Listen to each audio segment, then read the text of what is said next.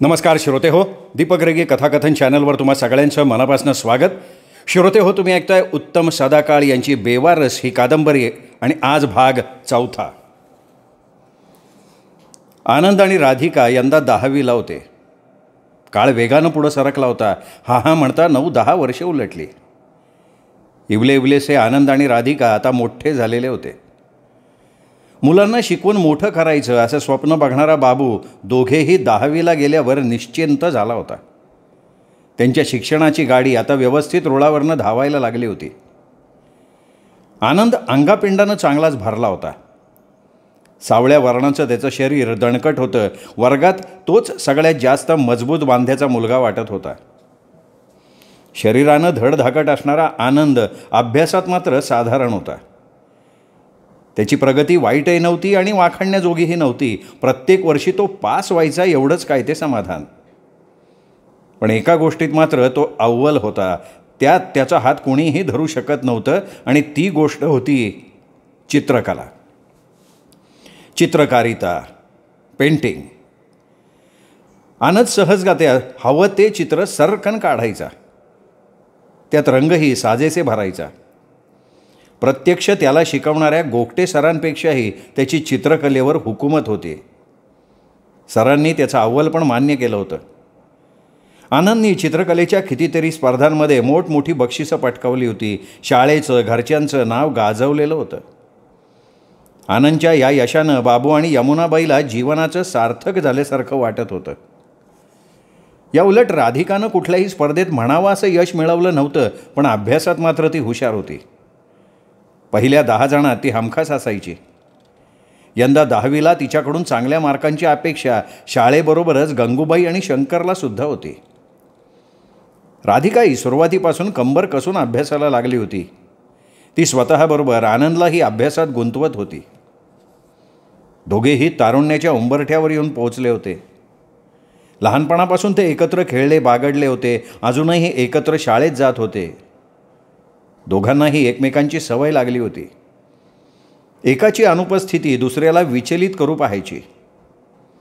खरं तर दोघांनी एकत्र राहावं ही दैवाचीच तर इच्छा होती. राधिका दिसायला सुंदर होती. गौरवर्णाची, गोल चेहऱ्याची आणि गालावर गोड खळी पाडणारी राधिका खरंच सौंदर्याची खाण होती. तिचं रूपच खानदानी वाटायचं. त्यात सगळ्यात चित्तवेधक गोष्ट म्हणजे तिचे डोळे. ते डोळे भलते बोलके होते. त्यात त्यांचा रंगही अगदी दुर्मिळ. निळसर रंगाची छटा असणारे तिचे डोळे तिच्या सुंदरतेला 4 चांद लावत होते. हसऱ्या चेहऱ्याची राधिका शाळेत सगळ्यांची लाडकी होती. राधिकाचा तिच्या आईवर आणि बाबांवर भलताच जीव होता. शंकर आणि गंगूबाई हे तिचे आई बाबा म्हणजे तिचं सर्वस्व. पण आता त्यात एका नव्या माणसाची भर पडली होती, आनंद. गेल्या काही दिवसांपासून तिला आनंदविषयी एक वेगळीच भावना वाटायला लागली होती. आनंदचं नुसतं नाव काढलं तरी तिच्या पोटात गुई गुई गुंगा व्हायचा. त्याच्या दर्शनानं तिच्या मनाला अपार समाधान मिळायचं. तिला आनंदची चित्रकारिता खूप आवडायची. हे असं का होतं याचा तिला अंदाज आला होता. ती आनंदच्या प्रेमात पडली होती. पण असंच आनंदला वाटत असेल का?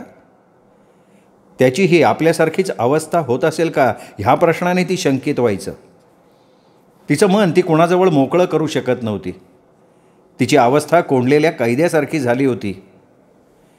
हा असह्य कोंडमारा असाच राहिला तर त्याचा परीक्षेवर, अभ्यासावर विपरीत परिणाम होईल या भीतीने तिने हा विषय मनातनं पूर्ण काढून टाकला होता. एरवी खळाळून हसणारी राधिका आता तोलून मापून वागत होती. तिचं हास्यही श्रावण सरीसारखं क्वचित अनुभवायला मिळायचं. परीक्षा झाल्यावर आनंदला ती तिचं मन मोकळं करून सारं काही सांगणार होती. आनंदला मात्र या गोष्टीची कल्पनाच नव्हती. तो गुंग होता त्याच्या साधनेत. त्याची साधना म्हणजे चित्र रेखाटन. तो सदा अन कदा चित्र रेखाटत बसे. त्याच्या कुंचल्यातनं राधिकाची कितीतरी चित्र बाहेर पडली होती. पण त्याची नजर राधिकातली फक्त सुंदरताच हेरून चित्रबद्ध करत होती. प्रेमाच्या परिघाला त्याचा साधा स्पर्श झालेला नव्हता. तो अजून निष्प्रेमच होता. झोपडीबाहेरच्या मोकळ्या जागेत मोडक्या लाकडी स्टुलावर राधिका तिच्याच तंद्रीत होती. कालचा प्रसंग आठवून राधिका गालातल्या गालात हसत होती आणि मधून थोडीशी चिंतितही होत होती. प्रसंगच तसा घडला होता. अचानक अंगावर येणाऱ्या वळवाच्या पावसासारखा तो प्रसंग समोर उभा ठाकला होता. शाळेला सुट्टी होती. अभ्यास उरकून राधिका घरातली थातूरमातूर कामं उरकत होती. शंकर स्टेशनवर गेला होता. गंगूबाई कामाचा रगाडा उपसून प्लॅस्टिक गोळा करायला बाहेर पडली होती. जाता जाता तिने राधिकाला बजावलं होतं, राधे मी जाते ग बाया प्लॅस्टिक गोळा करायला, संध्याकाळी घरी येईन, तवर तो अभ्यास करत बस, दार बीर उघडं टाकू नको झोपडीचं, नाही तर जाशील तशीच बाहेर. आता चोराला आपल्या घरात काय मिळणार म्हणा, पण भटकी कुत्री भाकर तुकडा पळवतीन. ना कटाळा आला तर शेजारी जा, यमुना असेल घरी, आनंदा पण असेल, दोघं मिळून अभ्यास करा. हां येते मी. राधिका गंगूबाईचे बोल आठवतच घरी बसली होती. बसल्या बसल्या आनंद काय करतोय याचा ती विचार करायला लागली. विचारांची आवर्तनं जशी जशी वाढायला लागली तशी तशी ती त्यात गुरफटून गेली. विचारांची वर्तुळं धुरांच्या वर्तुळासारखी एकात एक मिसळून गुंतून पडणारी, कधी स्पष्ट तर कधी अस्पष्ट होणारी. विचारांची ही जाळी दूर करता करता तिने बसल्या जागेवरनं आनंदला आवाज दिला, आनंद काय करतोयस रे? पत्र्याच्या पातळ भिंतीतून राधिकाचा गोड आवाज आनंदाच्या कानावर आला. काही नाही ग, बसलो आहे असाच, आज फार कंटाळा आला आहे, अभ्यासात मनच लागत नाही आहे, जरा भटकून यावं म्हणतोय. आनंदने राधिकाला मनातलं नियोजन सांगितलं. कुठे जाणार आहेस? का ग, तू येणार आहेस का माझ्याबरोबर? अरे पण अगोदर कुठे जाणार ते तर सांग. अगं मग इकडे ये ना, तिकडून काय बोलतीयस रुसलेले शेजाऱ्यासारखी. आनंदनं राधिकाला खोलीत बोलवलं. राधिकाही दरवाजा बंद करून पटकन आनंदच्या खोलीत आली. यमुनाबाई दरवाज्यात भाजी निवडत बसल्या होत्या. राधिकाला येताना बघून यमुनाबाई म्हणाली, ये ग पोरी ये, अगं जरा समजव की आनंदाला, अभ्यासाचं नावच घे ना, हा अभ्यास न करता कसा पास होणार ग हा? येऊन जाऊन याचं ध्यान त्या चित्रातच, चित्र काढताना कटाळा येत नाही ह्याला, तासन तास त्याच्यात रमून जातो, पण अभ्यास म्हटलं का ह्याचे डोळे लागले मिटाया. बघ बाई जरा तुझ्या सांगण्यानं काय ऐकतोय का?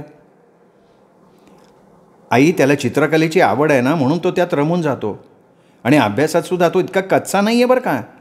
कमी अभ्यास करू नये तो मार्क मिळवतो ना, मग झालं की.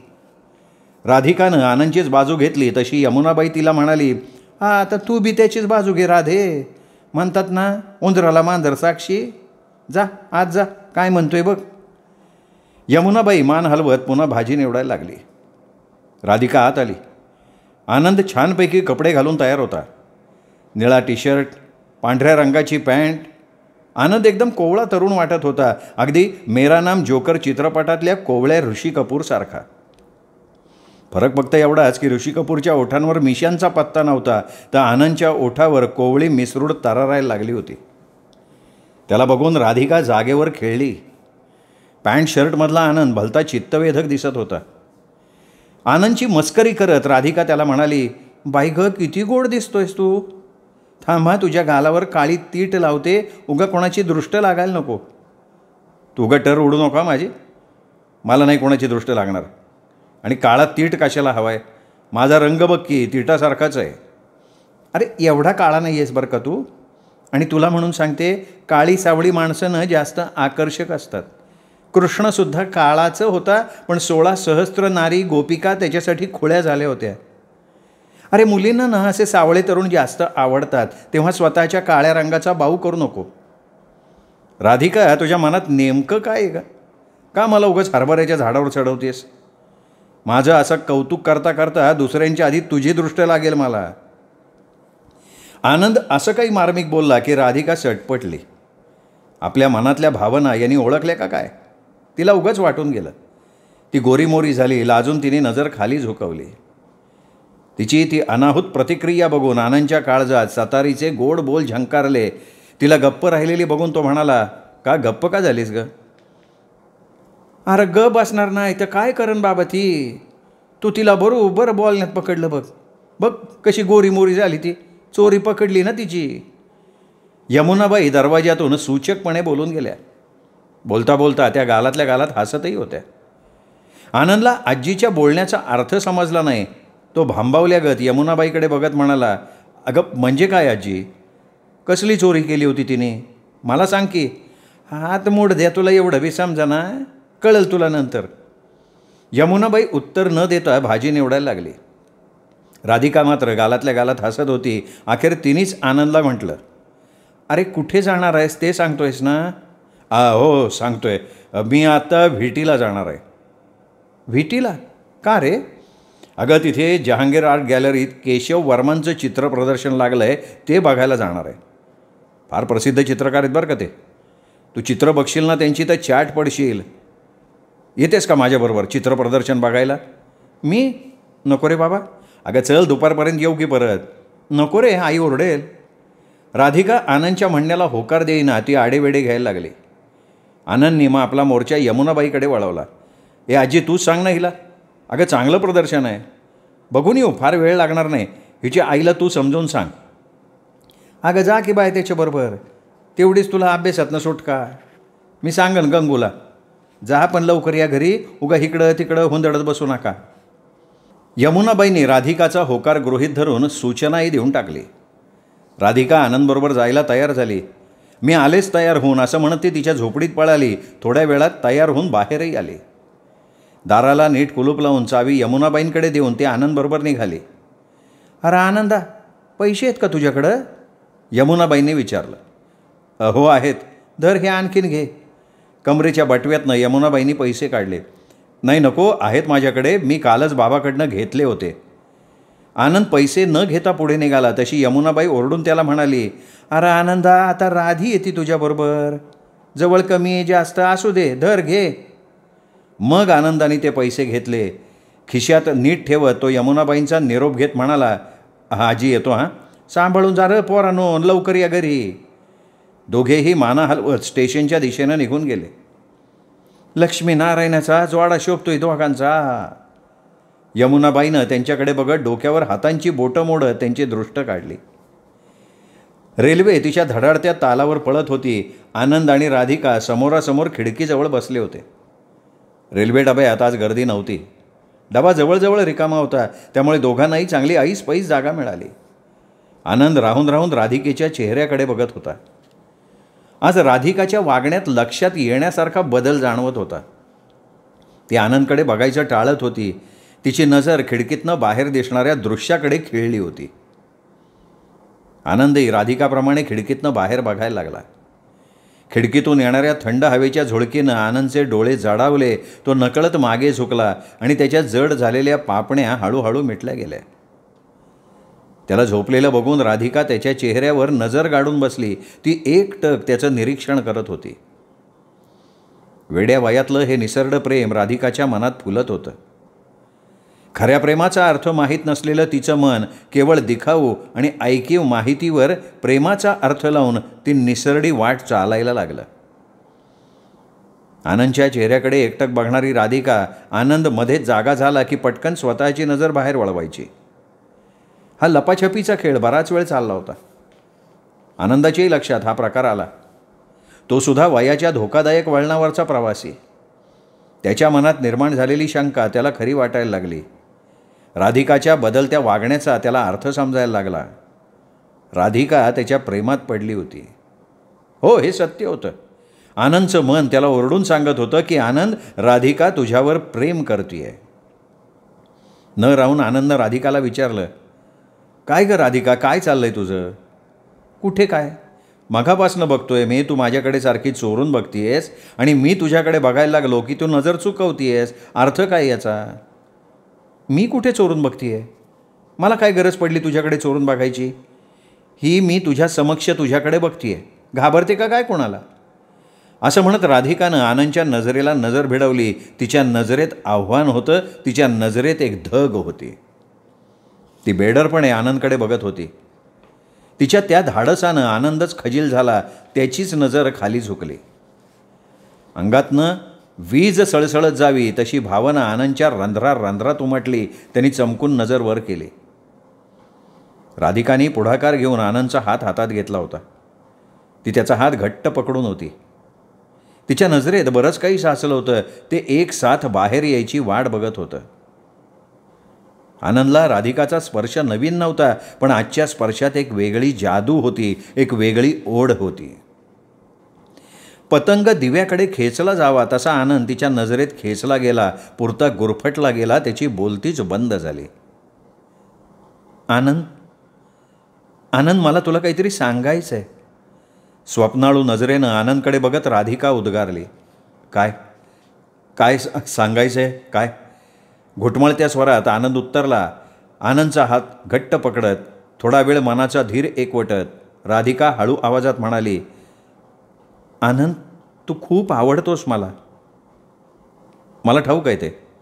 तसा नाही रे अर्थ त्याचा. मग कसा? मला तू वेगळ्या भावनेनं आवडतोस. म्हणजे म्हणजे म्हणजे मी तुझ्यावर प्रेम करते. I love you. लाजेनं चूर होत राधिका बोलली आणि तिने नजर पटकन दूर फिरवली. आनंदही तिच्या या पवित्र्यानं गार झाला. राधिकाने त्याचा हात अजून सोडला नव्हता. बावरलेला आनंद राधिकाचं बोलणं कुणी ऐकलं तर नाही ना या शंकेनं इकडे तिकडे बघायला लागला. पाठीमागच्या बाकड्यावर एक म्हातारा इसम बसला होता.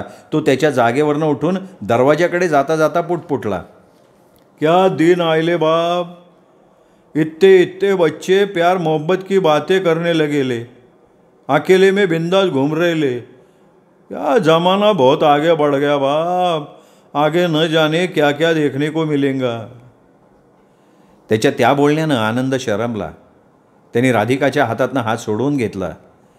एवढ्यात विटी स्टेशनवर गाडी थांबली. घाई गडबडीनं दोघेही फलाटावर उतरले. स्टेशनवरील प्रवाशांच्या लोंढ्याबरोबर दोघेही बाहेर आले. स्टेशन बाहेरच्या रस्त्यानं ते सरळ जहांगीर आर्ट गॅलरीच्या दिशेनं चालायला लागले. वयाच्या मानानं दोघांचीही शरीरयष्टी थोराड होती. फुलांची छान नक्षी असलेला आकाशी रंगाचा चुडीदार राधिकानं घातला होता. त्या पेहरावात ती नुकतीच तारुण्यात प्रवेश केलेली तरुणी भासत होती आणि तिच्या शेजारून थोडंसं अंतर राखून चालणारा आनंदही उमदा तरुण दिसत होता. ते 10वीच्या वर्गात शिकतायत यावर कोणाचाही विश्वास बसला नसता अशी त्यांच्या शरीराची ठेवण होती. आनंद चालताना राधिकाचं रेल्वेतलं बोलणं आठवत होता. राधिकाच्या त्या वाक्यानं तो बाल्यावस्थेतनं एकदम तारुण्यावस्थेत पोचला होता. त्याच्या मनाला प्रेमाची फुंकर मारून राधिकानं फुलवलं होतं. तो नकळत आतल्या आत मोहरला होता. एका वेगळ्या विश्वाच्या प्रवेशाचं द्वार राधिकानं त्याच्यासाठी किलकिलं केलं होतं आणि त्यातून ते दोघेही आता मनमुराद विहार करणार होते. राधिका रेल्वेत त्याला जे बोलली होती त्या तिच्या प्रेमळ साधेला प्रतिसाद द्यायचा आनंदानं विचार केला होता, पण तिच्यासारखं त्याला मन मोकळं करता येईना. चालता चालता तो तिच्याकडे तिरपा कटाक्ष टाकायचा. ती हसून त्याला डिवचायची. त्यांच्या या मुख्य संदेशाच्या देवाणघेवाणीत ते जहांगीर आर्ट गॅलरीत येऊन पोहोचले सुद्धा. पायऱ्या चढून ते आत आले. चालून चालून चेहऱ्यावर आलेला घाम निपटत ते चित्रप्रदर्शनाच्या दालनाजवळ आले. दालनाचं भव्य काचेचं दार हलकेच आत लोटून ते हॉलमध्ये येताच त्यांचा थकवा कुठल्या कुठे गायब झाला.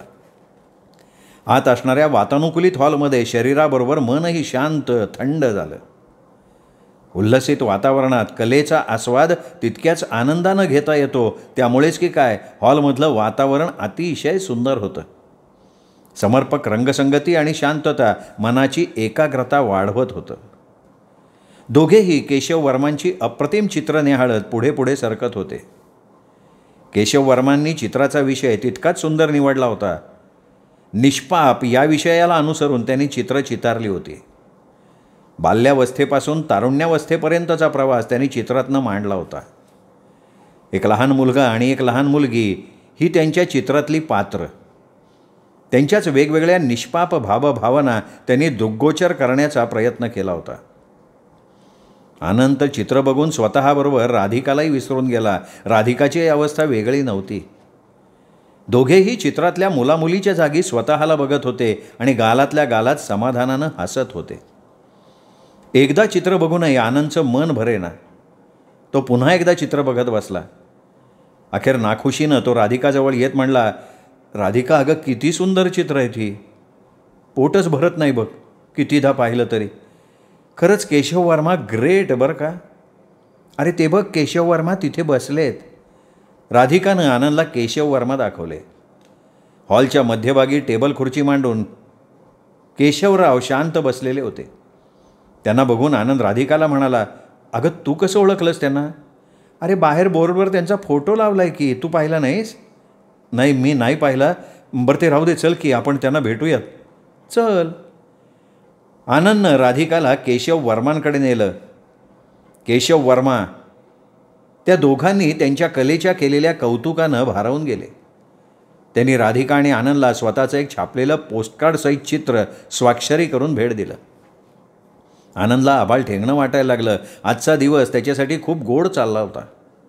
रेल्वेत राधिकानं त्याच्या हृदयाची चोरी केली होती, तर गॅलरीत केशव वर्मांच्या चित्रांनी त्याचं मन जिंकलं होतं. वर बोनस म्हणून केशव वर्मांचं सुंदर चित्रही मिळालं होतं, ते सुद्धा त्यांच्या स्वाक्षरीनिशी. भरल्या मनानं दोघेही बाहेर आले. खुश झालेला आनंद राधिकाला म्हणाला, राधिका आपण गेटवे ऑफ इंडिया बघूया, जवळच आहे. बघता बघता भेळपुरी खाऊ. चालेल, पण उशीर नाही ना होणार? नाही होणार गं, आपण लगेच फिरू माघारी. मग चल. राधिकाच्या संमतीसरची दोघेही गेटवे ऑफ इंडियाकडे निघाले. गेटवे ऑफ इंडिया, भारतभूमीचं प्रवेशद्वार. समुद्राच्या खळाळत्या लाटा झेलत दिमाखात उभं असलेलं बांधकाम, भक्कम बांधणीचं, दगडी कट्टे, त्यावर रेलून समुद्रदर्शनाची लज्जत लुटणारे असंख्य पर्यटक. आनंद आणि राधिका तो कलाविष्कार बघून थक्क झाले. आनंदनं जवळच उभ्या असणाऱ्या भेळपुरीवाल्याकडनं भेळपुरी घेतली. दगडी कट्ट्यावर बसून दोघेही मजेमजेनं भेळपुरीचा आस्वाद घ्यायला लागले. भेळपुरी खाता खाता आनंदनं राधिकाला विचारलं, राधिका मगाशी रेल्वेत काय म्हणत होतीस ग? का? तुला परत ऐकायचं आहे? नाही तसं नाही गं, पण आपलं वय आहे का असलं काही बोलायचं? का? प्रेमाला वयाची अट असते का? म्हणजे जसा मतदानाचा हक्क 18 वर्षांनी मिळतो तसं काहीतरी? अगं पण राधिका, आपण अजून शिकतोय. जगाच्या दृष्टीनं आपण लहान आहोत आणि अशा वयात हे असले चाळले शोभणार नाहीत आपल्याला. आपल्यापुढे उभं आयुष्य पडलं आहे. योग्य वेळ येताच हे सगळं घडणारच आहे. त्यासाठी इतकी घाई नको. त्यात यंदा 10वीचं वर्ष आहे. या गुंत्यात आपण अडकलो ना का मग निकालाचे 3-13 वाजतील. माझं एक वेळ जमून जाईल, पण तुझं काय? तू हुशार आहेस. तुला कमी मार्क मिळाले ना तर सगळ्यात जास्त मला वाईट वाटेल. तेव्हा तुझ्या मनातला तो विचार सध्यापुरता तरी पुसून टाकणं कधीही योग्य. अरे मी काय एवढी वेडी आहे का आनंद? मला हे सगळं समजत नाही. मी फक्त माझ्या मनातल्या माझ्या भावना तुझ्यासमोर उघड केल्या. मी काय तुला लगेच लग्न कर असं म्हणाले का माझ्या मागे गाणी गात फिर असं म्हटलं आहे मी? मला फक्त तुला सांगायचं होतं की मी तुझ्यावर प्रेम करते. तुझ्याशिवाय मी दुसऱ्या कोणाचा विचार करणार नाही. बास, यापलीकडे काही नाही. मग ठीक आहे, मला सुद्धा तू आवडतेस. माझंही प्रेम आहे तुझ्यावर. पण मी हे सगळं सध्या तरी मनातच ठेवणार. योग्य वेळ येताच तुझ्या अगोदर मी तुला साथ घालीन. पण आत्ता आपण निव्वळ मित्र राहू. चालेल? चालेल की. फक्त तू माझा आहेस याची मला खात्री करून घ्यायची होती, ती झाली. आता मला काही नको. मी खूप खुश आहे. आपल्या या भेटीला मी हृदयाच्या मखमली पेटीत बंद करून ठेवीन. तू साथ घातलीस की माझं हृदय तळहातावर घेऊन तुझ्याकडे धावत येईन. मग तर झालं. राधिकानं आनंदला शब्द दिला, त्याचंही समाधान झालं. दोघेही आनंदानं फुलून गेले होते. आजचा दिवस त्यांच्या दृष्टीनं खूप गोड होता. पण या गोडव्याला अखेर गालबोट लागलंच. दोघेही गप्पा मारत भेळपुरी खात बसले असताना समोरनं 3-4 टार्गट मुलांचं एक टोळकं आलं. टोळक्यातल्या एकाची नजर राधिकाकडे गेली. त्याचे डोळे एका वेगळ्या भावनेनं चमकायला लागले. अरे संप्या, समोर बघ ना, कसलं फुलपाखरू आहे अड्या. आपल्या जोडीदारांना बोटानं दाखवत एक तरुण म्हणाला, आईला काय माल आहे अडे. पण तिच्याबरोबर पैलवान कोण आहे? साला कबाब म्या हड्डी. चला भेडायचं का त्यांना? नाही नको एड्या, आजूबाजूला गर्दी बघ. पब्लिकची डोके पेरली ना तोडतीन आपल्याला. ह्या असल्या भानगडीत आपल्याला मार खायची इच्छा नाही माया बरं का. शिडकिडीत शरीरयष्टी असणाऱ्या एका मुलानं त्याच्या मह्या नावाच्या साथीदाराला म्हणलं, ए बा जाग्या, तुला यायचं नसेल तर थांब इथं, आम्ही भेटतो त्यांना. चले संप्या. असं म्हणत संप्या आणि माया दगडी कट्ट्याकडे सरसावले. जगन मागे रेंगाळला. आनंद आणि राधिका आपल्याच नादात होते. समोरनं येणारे मानवरूपी दानव त्यांनी बघितलेच नाहीत. त्यांच्या हापापलेल्या नजराही त्यांना समजल्या नाहीत. ते दोघेही अगदी जवळ आल्यावर राधिका दचकली. आनंद, अरे ते दोघे बघ कसे बघतायत आपल्याकडे. घाबरून राधिका आनंदजवळ सरकली. राधिकाच्या इशाऱ्यासरशी आनंदनं समोर बघितलं. संप्या आणि मह्या त्यांच्या रोखानं येत होते. आनंदला त्यांची विखारी नजर जाणवली, पण आजूबाजूला असलेल्या वर्दळीमुळे तो बेफिकीर राहिला. राधिकाला धीर देत तिला समजावत म्हणाला, अगं एवढं काय घाबरतीयस? ते काय खाणार आहेत का आपल्याला? आजूबाजूला एवढी माणसं असताना घाबरायचं कारण काय? आणि त्यांनी काही केलं तर मी कशाला इथे? बदडून काढीन त्यांना. उगाच घाबरू नकोस. नाही रे आनंद, त्यांची नजर वेगळी आहे. ते आपल्या रोखानं येत आहेत. मला भीती वाटते. तू चल इथनं. राधिका आनंदच्या हाताला पकडून त्याला तिथून निघायला सांगत होती. खूप घाबरली होती ती. आनंद मात्र अजूनही शांत होता. अगं कुबेरनगर झोपडपट्टीतली मुलगी आहेस तू, असं असून घाबरतेस एवढी? अगं यांच्यापेक्षा 1000 पटीनं भयंकर गुंड आपल्या झोपडपट्टीत आहेत. तिथे वावरणारे आपण यांना भ्यायचं? आनंद निर्भयपणे तिथेच उभा राहिला. एवढ्यात मह्या संप्या दोघांजवळ येऊन पोचले. काय मजनू, काय गोलो चाललं दोघांचं? अजून मिशा नाही फुटले तर असले धंदे होय रे. कुठनं आणला माल? जरा आम्हाला तर बघू दे के कसं आहे. मह्या गुरगुरत आनंदला बोलला. त्याच्या दमानं राधिका भीतीने थरथर कापायला लागली. ती आनंदच्या मागे जाऊन दडली. आनंद एखाद्या पहाडासारखा तिच्यासमोर उभा होता. ए चिल्लर, कोणाला माल म्हणतोस रे? गप निघतो का इथनं? माझं टाळकं सरकलं ना तर तुझं टाळकं जाग्यावर ठेवणार नाही मी. आनंदने मह्याला सडेत तोड उत्तर दिलं. आईला माला चिल्लर म्हणतोय? आम तुझ्या कानपट्टी खाली आवाज काढतो आणि मग बघतो तुझ्या मालाकडं. मह्या दात ओठ खात आनंदच्या अंगावर धावून गेला. संप्या राधिकाच्या दिशेनं पुढं सरकला. आनंद बेसावत राहिला. एवढ्या गर्दीत हे दोघं भलतं साहस करणार नाहीत असा आनंदचा अंदाज होता, पण त्याचा अंदाज चुकला. मह्यानं दाणकन आनंदच्या पोटात ठोसा लावला आणि आई ग करत आनंदनं दोन्ही हातानं पोट आवळलं. तेवढ्या संप्यानं राधिकाच्या हाताला धरलं, तिला जवळ खेचलं.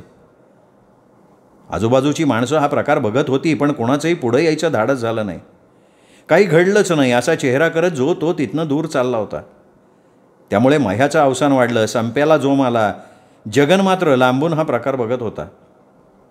आनंद पोट आवळून खाली वाकलेला असताना मह्याची जोरदार लात त्याच्या पुठ्ठ्यावर बसली. आनंदला प्रतिकाराची संधीच मिळाली नाही.